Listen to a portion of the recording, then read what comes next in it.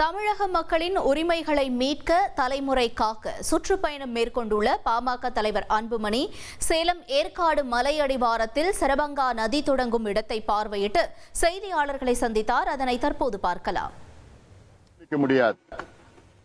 இதனால் அரசு இந்த பகுதியிலே ஒரு அணையை கட்ட வேண்டும்.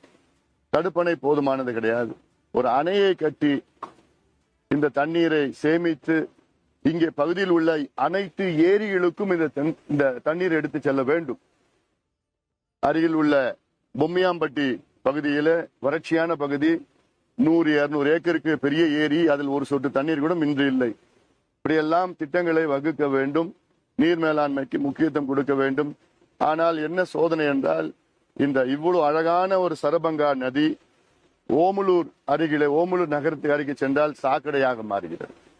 சாக்கடையாக மாறி நாசமாகிவிட்டு பிறகு சாக்கடையாகத்தான் காவிரியிலே கலக்கிறது.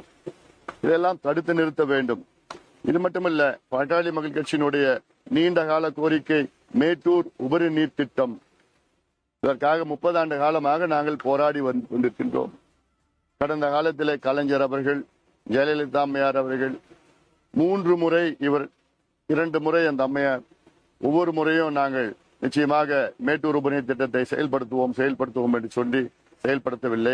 கடந்த ஆட்சி காலத்திலே எடப்பாடி பழனிசாமி முன்னாள் முதலமைச்சர் அவர்கள் 564 கோடி ரூபாயில ஒரு சிறிய அளவிலே அந்த திட்டத்தை நடைமுறைப்படுத்தினார். அதாவது 3500 கோடி ரூபாய் திட்டத்தை வெறும் 564 கோடி ரூபாய் ஒதுக்கீடு நடந்தது. ஆனாலும் அது ஒரு நல்ல தொடக்கமாகத்தான் நான் பார்க்கின்றேன். ஆனால் அந்த தண்ணி 100 ஏரிகளுக்கு, அதாவது மேட்டூர் பகுதி, ஓமலூர் பகுதி, சங்ககிரி பகுதி, எடப்பாடி பகுதியில் 100 ஏரிகளுக்கு நிரப்புகின்ற திட்டம். ஆனால் அது 82 ஏரிக்கு தான் அந்த திட்டம் செயலாக்கும். அதுல இன்னைக்கு 57 ஏரிக்கு தான் தண்ணியே போகுது, முறையா போல. ஏன்னா அதிமுக காலத்துல கொண்டு வந்த திட்டம் திமுக அதை கிடப்புல போடப்பட்டிருக்கு. இப்படிதான் மாறி மாறி செய்து கொண்டிருக்கின்றார்கள். ஆனால் இன்று தேவை, சேலம் மாவட்டத்திற்கு மேட்டூர் உபரிநீர் திட்டம் 5000 கோடி ரூபாய் திட்டம் நிறைவேற்ற வேண்டும். 5000 கோடி என்றால் மேட்டூரிலே மேட்டூர் டேம்ல இருந்து 16 கண்ணு அந்த மதகு வழியில தண்ணி வீணாதான் வெளியில கடலுக்கு போகுது. அந்த தண்ணியை ஆண்டுதோறும் 5 TMC நீரை அங்கிருந்து கொண்டு வந்து சரபங்கா நதி, திருமணி முத்தாறு, ஆத்தூர் பகுதியில் வசிஷ்ட நதி, இந்த 3 நதியிலையும் இணைத்து இதில் சுத்தி இருக்கின்ற ஏரி குளங்களை நிரப்புகின்ற திட்டம் இது, செறிவூட்டுகின்ற திட்டம் இது. இதை நிரப்பினால் நிச்சயமா சேலம் மாவட்டத்தில் 1600 அடி 1500 அடிக்கெல்லாம் பல இடத்துல நிலத்தடி நீர் இருக்கு. இது உயரும், விவசாயம் பெருகும், குடிநீர் பிரச்சனை தீரும். நீங்க இங்க இருக்கின்ற சேலம் மாநகரத்துக்கு ஒரு ஆண்டிற்கு 1 TMC நீர் குடிக்கிறதுக்கு தேவை. குடிநீர் 1 TMC தான் தேவை சேலம் இவ்வளவு பெரிய மாநகருக்கு. ஆனா இந்த சரபங்கா நதியில 4 TMC பக்கத்திலேயே போயிட்டு இருக்கு, கடலுக்கு போகுது. அப்போ நீங்க என்ன பண்றீங்க? எவ்வளவு காலமா என்ன நீர் மேலாண்மைனா என்னன்னு கூட தெரியாம இவ்வளோ நம்ம கிட்ட வச்சிருக்கிறோம்.